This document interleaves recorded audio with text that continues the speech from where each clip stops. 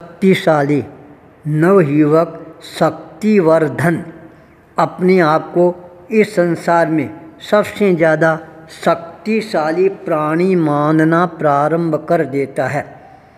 वह न पढ़ाई की ओर ध्यान देता है, न कोई लिखाई की ओर ध्यान देता है, केवल दिन भर इधर उधर घूमते रहना, झगड़े करते रहना और अपनी शक्ति का प्रदर्शन करते रहना, यही उसका एक नियमित काम बन गया था। एक दिन एक व्यक्ति ने कहा, अरे क्यों इतना झंझट मोल लेता है, कहीं बैठ जा एक जगह और अपनी शक्ति है उस शक्ति को सही दिशा की ओर आगे बढ़ाना प्रारंभ कर। यह बात सुनते उसने कहा, सही दिशा में आगे बढ़ाना प्रारंभ करूं, क्या इससे मेरे को शक्ति मिल जाएगी? उसने कहा, हाँ तेरे को शक्ति है बहुत ही ज़्यादा प्राप्त हो जाएगी। तुम एक काम कर, सुबह से लेकर शाम तक कसरत है, जितनी करेगा उतनी ताकत है तेरे भीतर में अपने आप ही प्रकट होनी प्रारंभ हो जाएगी। जब तू शक्तिशाली बन जाएगा तो सारी जनता है वह तेरे से डरना प्रारंभ कर देगी। जो भी तू जनता से मांगेगा और वो चीज़ जनता अपने आप ही तेरे को लाकर समर्पित करना प्रारंभ कर देगी। शक्ति के सामने हर व्यक्ति को झुकना पड़ता है, नमना पड़ता है, भगना पड़ता है। यह बात शक्ति सिंह के मन में जम जाती है। वह देखता है शहर से एक रास्ता जा रहा था। उस रास्ते के किनारे पर एक अच्छा मंदिर बना हुआ था देवी का। पास के अंदर ही खाली जगह पड़ी थी और वह खाली जगह के अंदर अपना अखाड़ा है वह जमाना प्रारंभ कर देता है। उधर से जो गोपालक गायें लेकर जाते हैं उनको वह परेशान करना प्रारंभ कर देता है।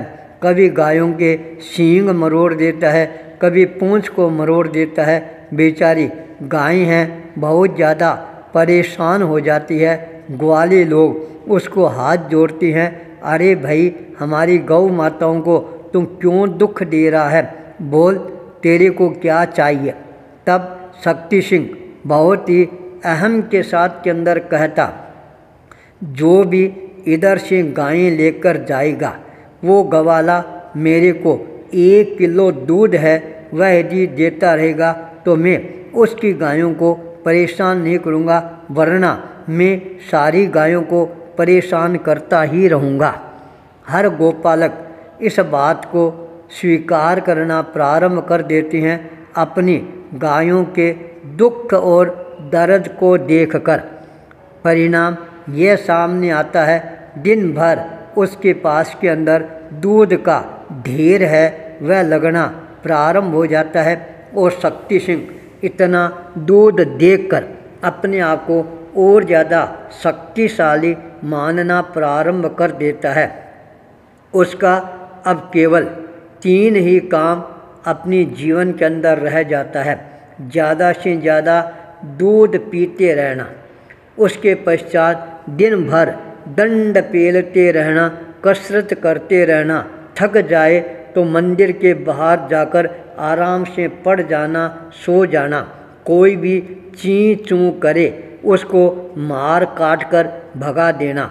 इतना ज़्यादा शक्तिशाली बन जाता है, उसको औरों को दुख देने में बहुत बड़ा आनंद है और ज़्यादा आना प्रारंभ हो जाता है।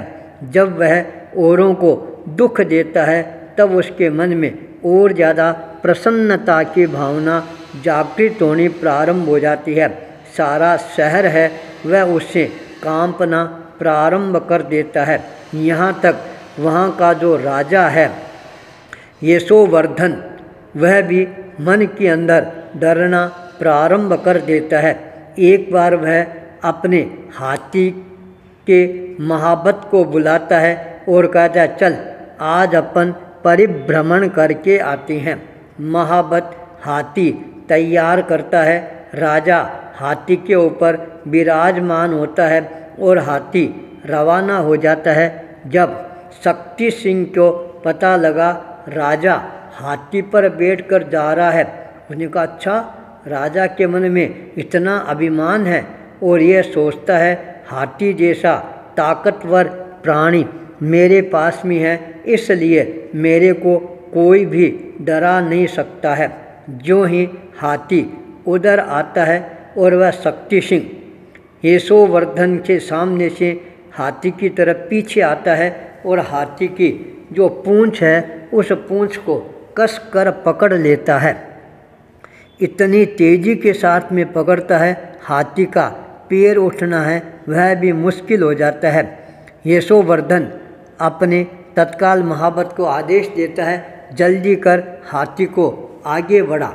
महाबत हाथी को भाले से मारना प्रारंभ कर देता है। हाथी भी चिंघाड़ना प्रारंभ कर देता है, पर हाथी में इतनी ताकत नहीं रहती है वह पूंछ को छुटाकर एक पग भी आगे बढ़ सके। यह दृश्य देखकर राजा भी कंपायमान होना प्रारंभ हो जाता है। सोचता है, अरे इतना ताकतवर, इसके साथ मैं कभी लड़ भी नहीं सकता हूँ। राजा परेशान हो जाता है, सोचता है अब इधर से हाथी लेकर निकलना मेरे लिए तो बहुत ही मुश्किल काम हो गया है। निराश हो जाता है, हताश हो जाता है, अपने राजमहलों में आकर उदास होकर बैठ जाता है। उस समय एक ज्ञानी फकीर है उधर से निकलता है। राजा ने दंडवत प्रणाम किया और कहा, फकीर गुरुदेव, मेरे सामने यह समस्या आ गई है। तत्काल फकीर ने कहा, राजन समस्या है, समाधान भी मिलेगा, तो संकल्प कर ले। 1 महीने तक हाथी लेकर तेरे को उस दिशा में जाना ही नहीं है। जैसा मैं कहूँ वैसा तेरे को काम करना है। फकीर की बात सुनकर राजा ने कहा, गुरुदेव जैसा आप आदेश देंगे वैसा काम मैं करूँगा। फकीर तत्काल शक्ति सिंह के पास में जाता है, निकट बुलाता है और पूछता है, अरे क्या कर रहा है? उसने कहा, क्या कर रहा हूँ, मेरा तो 3 ही काम है, यहाँ पर दूध पीना, बैठक निकालना और मंदिर के बाहर पड़े रहना, और मेरा कोई काम नहीं है। उसने कहा, अरे आज तुम जवान है, कल बुढ़ा होगा, फिर तेरे को खाना कौन देगा? इसलिए कोई काम कर जिससे बुढ़ापे में तेरे को आराम मिले। उसने कहा, काम करना तो मेरे को आता ही नहीं है। फकीर ने कहा, ये मैं बता देता हूँ, छोटा सा काम है, तुम प्रतिदिन करते रहना। क्या? कदो तुम्हारा मंदिर है, इस मंदिर के अंदर प्रातः ठीक 6 बजते ही घी का दीपक है वह तेरे को जलाना है, और शाम को ठीक सुबह 6 बजे उस दीपक को वापिस प्रज्वलित करना है। सुबह और शाम दोनों टाइम उसके अंदर घी डालना है, दीपक बुझना नहीं चाहिए, ये ध्यान रखना है। देख, दोनों समय राजा बड़ा दयालु है, तेरे को 2-2 टक्की हैं प्रतिदिन देगा, और जब ये काम करेगा तेरे पास में पैसा हो जाएगा, बूढ़ापा आराम से निकल जाएगा। यह बात उसके समझ में आ जाती है और वह घी का दीपक सुबह और शाम दोनों समय प्रज्वलित करना प्रारंभ कर देता है। 1 महीने का समय निकलता है। फकीर ने राजा यशोवर्धन को कहा, आज आप हाथी लेकर उधर पधारो, आपका कुछ भी नहीं होगा। राजा यशोवर्धन हाथी लेकर उधर से निकलता है। शक्ति सिंह की नज़र पड़ती है और वह तत्काल इसी मौके का इंतज़ार कर रहा था। हाथी का पूंछ है, पकड़ता है, पर हाथी इतना ज़्यादा शक्तिशाली था, उसको घसीट कर अपने साथ में ले जाता है। सारा शरीर है छिल जाता है, आखिर में पूंछ को छोड़ना ही पड़ता है। राजा यह देखकर आश्चर्यचकित रह गया। तब राजा ने फकीर को पूछा, गुरुदेव ये क्या हो गया, कैसे हो गया? तब फकीर ने कहा, गुरुदेव यह एक बहुत बड़ा चमत्कार कर दिया आपने तो।